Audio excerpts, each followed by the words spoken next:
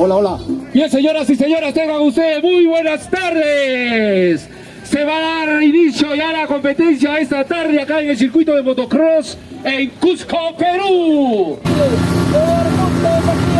Vamos con 5 segundos.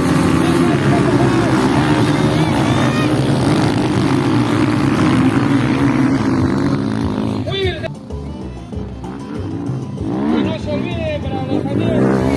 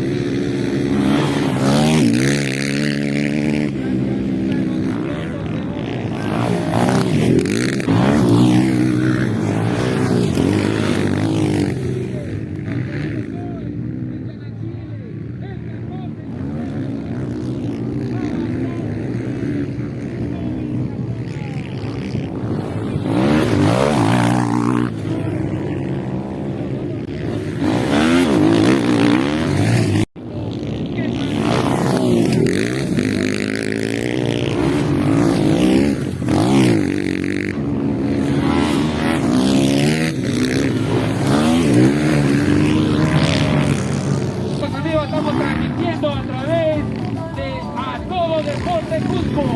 Ahí vemos cómo se pelea en segundo lugar. Vamos viendo cómo se pelea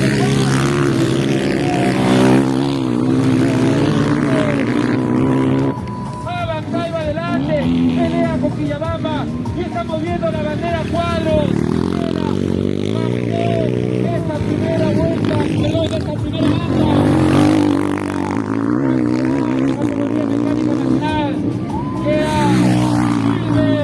Representando a Corporación Madre de acá. Así es, amigos, señor. Un aplauso